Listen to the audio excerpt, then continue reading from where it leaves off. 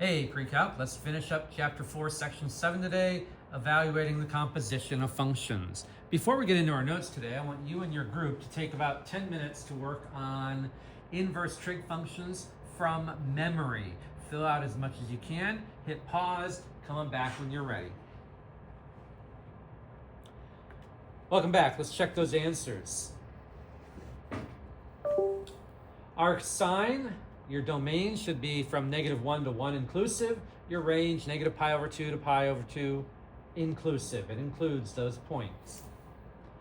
Your graph would look like this. You've got your point here, here, here.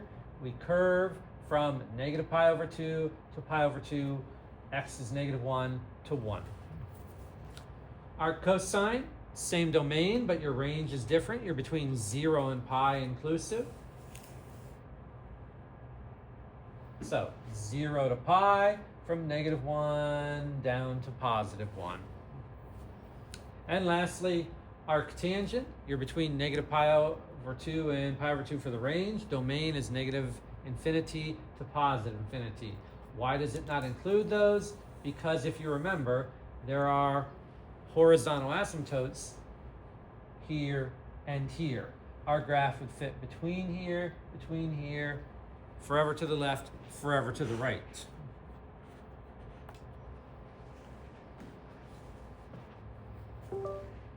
Let's take a look at what I mean by composition of functions. Composition of functions. You have a function f and its inverse, f inverse. So for all x in the domain of f and the inverse of f, f of the inverse of f of x equals x. And the inverse of f of x also equals x. What this is saying is that one function undoes the other function.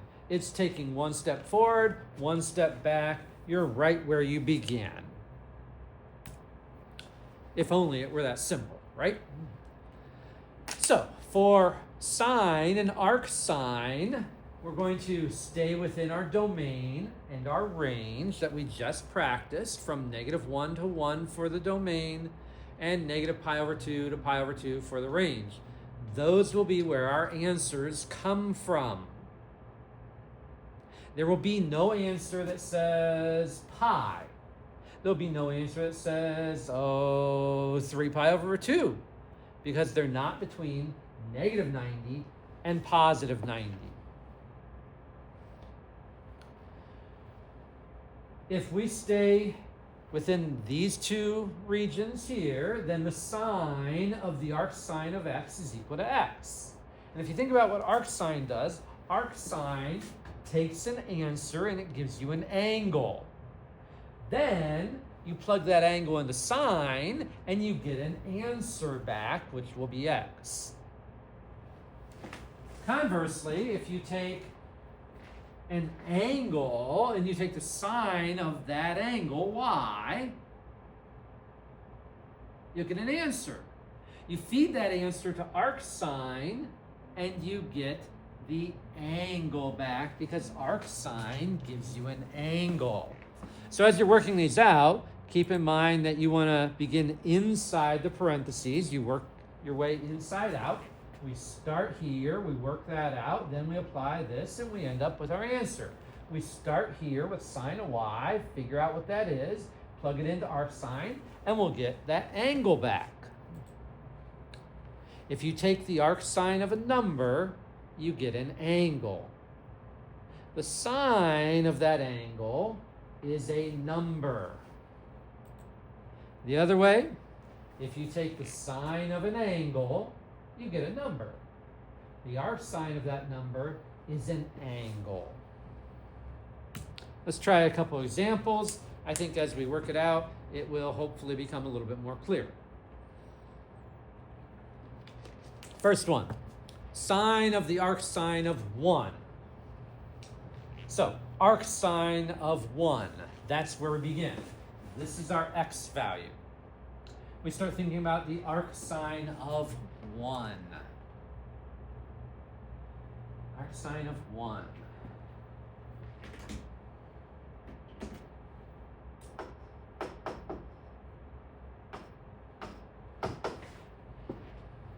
what angle has a sine value equal to 1?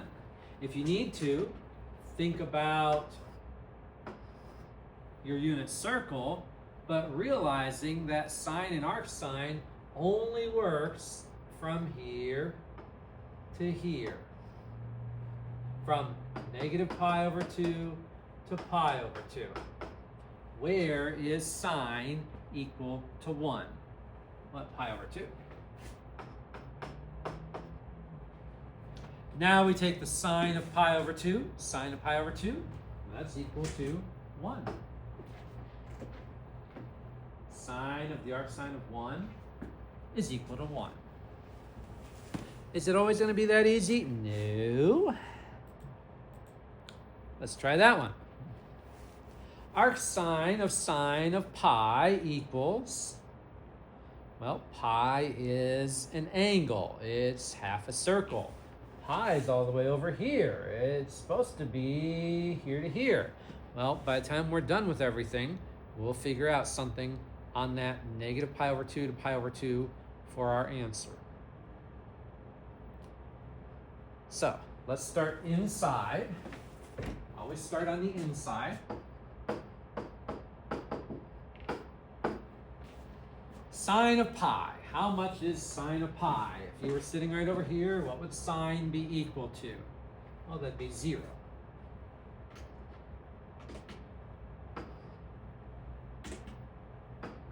Now we figure out the arcsine is 0.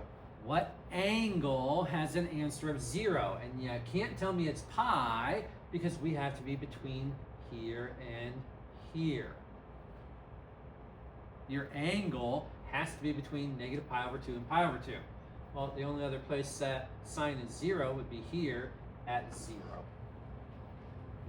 0 degrees, 0 radians, but you can't say it's over at pi because pi is not within the angle that we're supposed to work from. All right, you try. Find the arcsine of the sine of 5 pi over 4. Hit pause. Come on back when you're ready.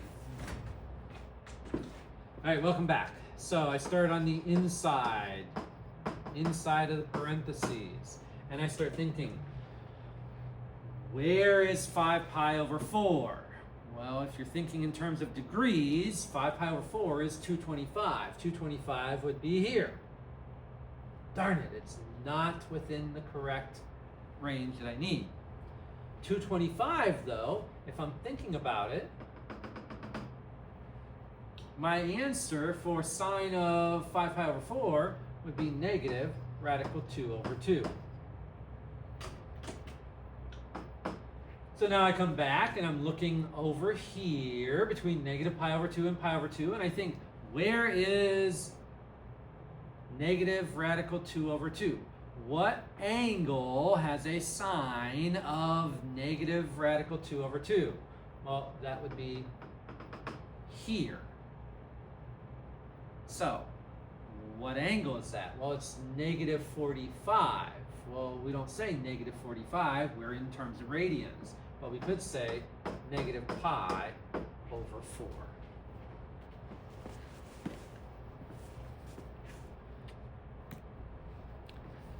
We can also work with cosine and arc cosine. Your domain stays the same. Your range, though, remember, is from 0 to pi.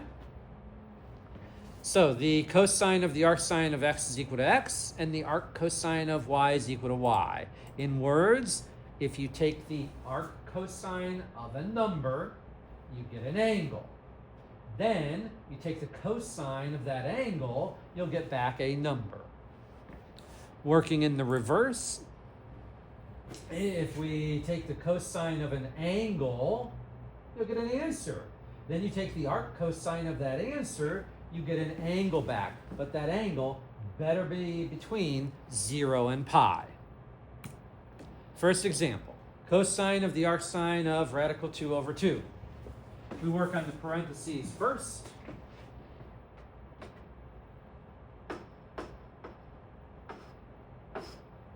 And we start thinking about cosine and arc cosine. Well, it says it's got to be between 0 and pi.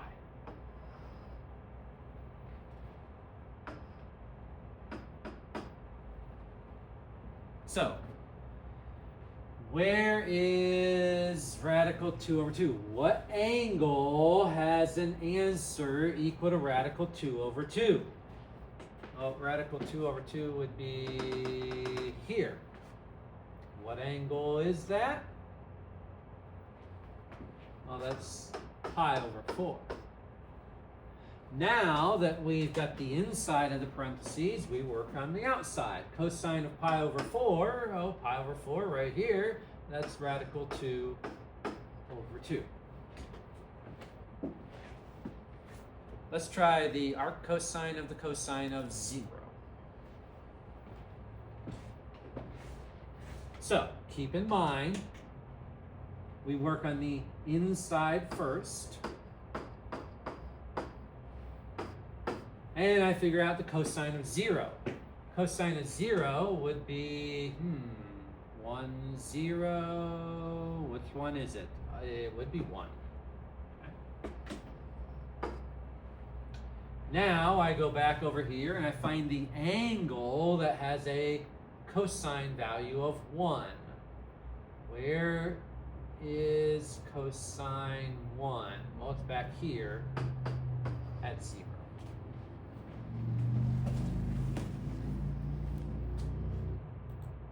You try arc cosine of the cosine of 3 pi over 2. Start with your parentheses, hit pause, work it out. We'll come back and check in a second.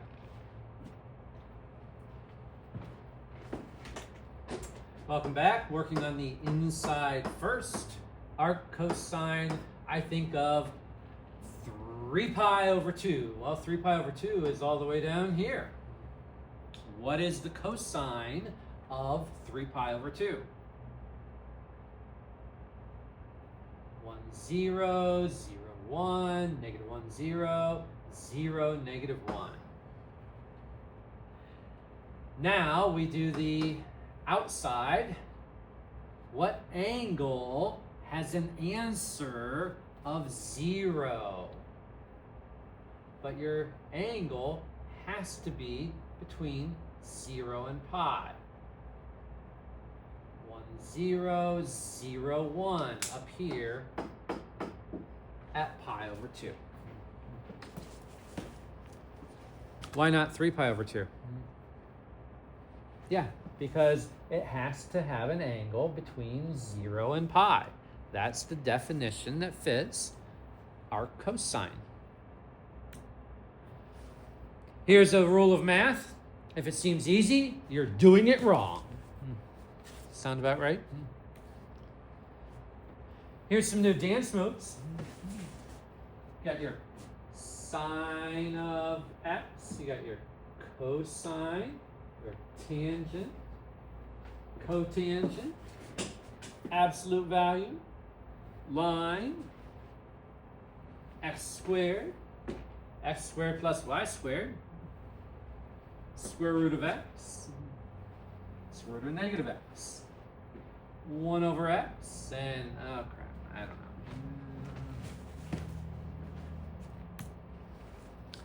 Let's see if we can figure out tangent and its inverse. If blank and blank, then something equals x and something equals y. All right? Let's fill in those blanks. Well, you got to think about your domain for tangent and arctangent. Domain.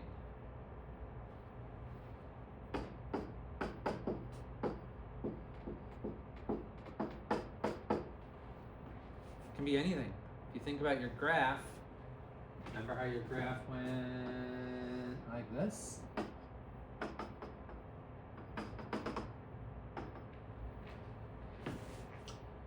And y is between, well, what angles does it have to be between?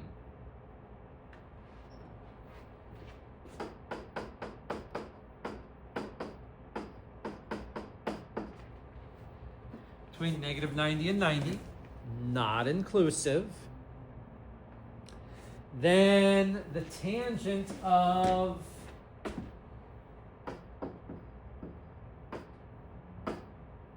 the arctan of x would equal x.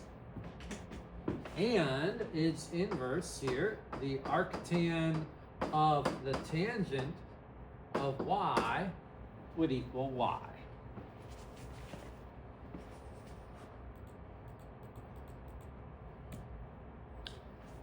So, example, tangent of the arctangent of 23.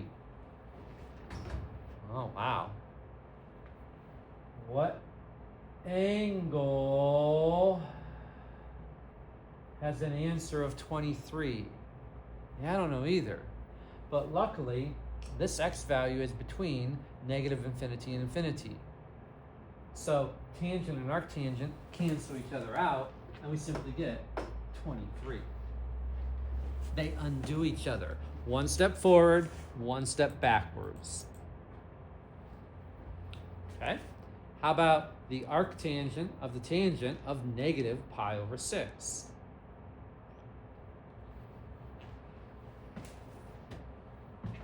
So we'll start on the inside.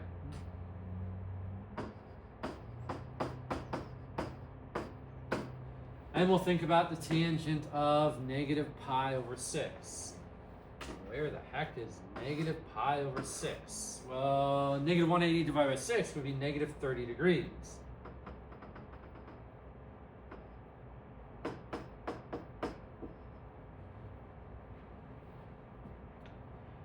Is it between negative pi over 2 and pi over 2? Well, yeah, we're in the correct area over here, so that's okay.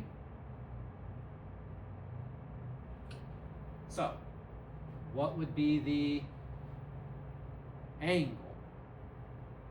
Negative pi over 6, what would be the answer? Tangent of negative 30 degrees.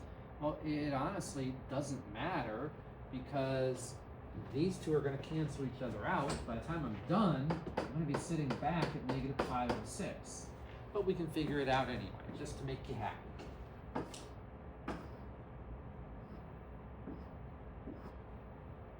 1, 2, 3, 1, 2, 3. Remember that? We're looking at 30 degrees. Tangent is sine divided by cosine. Sine is a half. Divided by cosine is radical 3 over 2. Keep, flip, change. The 2's cancel out. I get 1 over radical 3, which is radical 3 over 3. Because we're down here into the negative pi over 6 territory, that would be negative. Why? Because sine is going to be negative down here. So, negative radical 3 over 3. We take the answer, find the angle that has that. Well, what's that angle? It's negative pi over 6.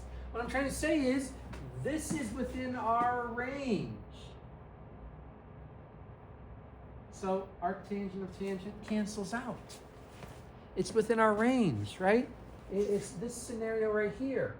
If you have an angle that's between here, then you take the arctangent of the tangent of that angle, you just get back the angle you started with. If you have a number that's within this domain, and you take the arctangent of it, then the tangent of the arctangent of that is simply going to be that same number. And that was the first example and the second example. You and your group have some fun with Chapter 4.7, composition of functions. Take 15 minutes, no more. We do have more to do today. Welcome back. What happens when we start mixing the two functions? We're no longer just with one or just with the other. For instance, the sine of the arc cosine of 2 over 3. Well, we're going to do a little trick that you'll see more of in calculus. It's called U substitution. we will let u equal the part in the parentheses. Arc cosine of 2/3. So then what we're looking at is what angle has a cosine of 2/3? That's what that means. Cosine of some angle equals 2/3. Well, cosine, think of SOHCAHTOA. SOHCAHTOA. What does 2/3 represent? It represents adjacent and hypotenuse. So if I were to draw myself a right triangle, keeping in mind I need to be for our cosine somewhere between 0 and pi. Where is it going to be? +2 and +3. Quadrant 1. So we have our little triangle. Hypotenuse is 3, adjacent is 2.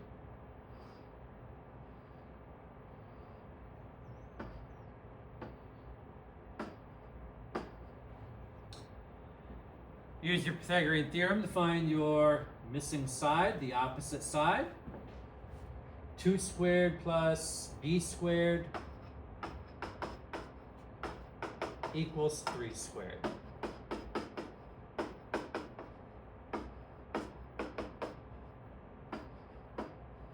So b is the square root of 5. What would you do next? Well, now we go back up here. And from there, we can plug in our u. So we have sine of u.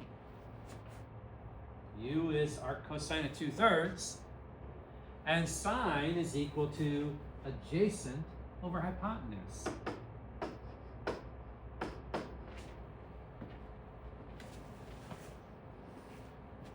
And that's it. Let's try one more. Cosecant of the arctangent of 2x. We'll start off by doing a little u substitution, the part in the parentheses. That's what we'll have u equal. Let u equal the arctangent of 2x. Therefore, the tangent of u is equal to 2x. So what does that mean? Well, tangent is TOA, right? Opposite over adjacent. Opposite is 2x. Adjacent is invisible. It must be 1.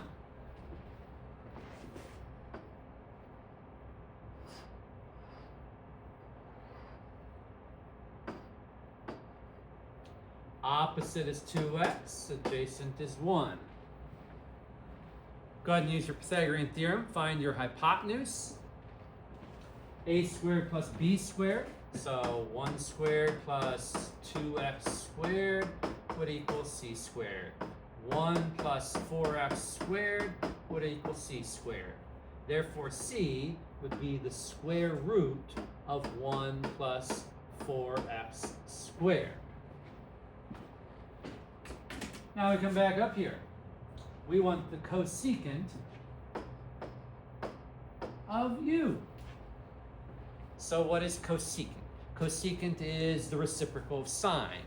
Sine would be opposite over hypotenuse. So cosecant is going to be hypotenuse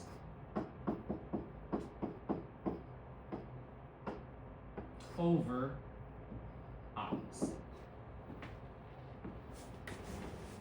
Those are fun. I enjoy those. I hope you do too, because you're going to practice some in your groups. Your homework is online. Hope you guys have a great Viking day.